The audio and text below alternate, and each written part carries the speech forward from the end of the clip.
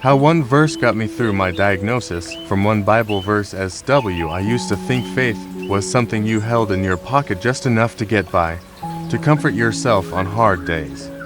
But then the doctor walked in with a clipboard and a look in his eyes that said everything before he even spoke. It's cancer. The room went silent, but my thoughts screamed, this couldn't be happening. Not to me, not now. I had plans, kids to raise, a business to run, birthdays to celebrate.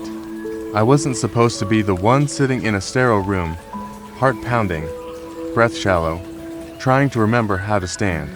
I went home that evening and locked myself in the bathroom, away from the questions and the hugs and the brave faces of my family. I stared in the mirror, hoping the reflection would somehow have the answers. But all I saw was fear. That night, I didn't sleep. I turned on a lamp and stared at the ceiling, whispering prayers that felt more like pleadings. And then, out of nowhere, I remembered a verse one I hadn't thought about in years. Isaiah 41:2-10 Niv. So do not fear, for I am with you. Do not be dismayed, for I am your God. I will strengthen you and help you. I will uphold you with my righteous right hand. I whispered it over and over. At first, it felt hollow, but then I said it again, and again.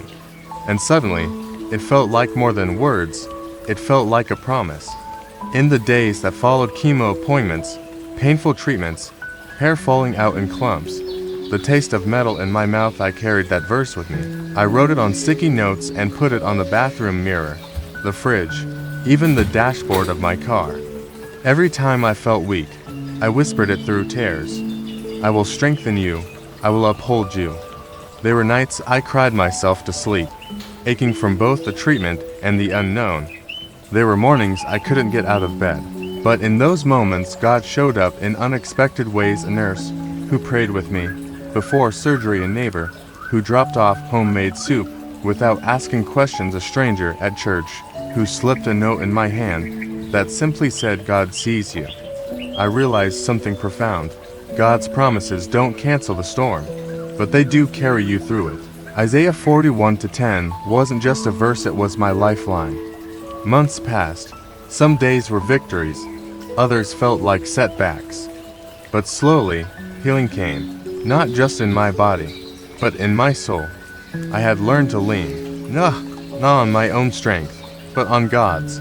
I had learned to live, not with certainty, but with trust. And now, every time someone shares their diagnosis or fears, I tell them about that night, that verse, that whisper from heaven that said, you're not alone. Because when everything falls apart, sometimes all you need is one verse to hold you together.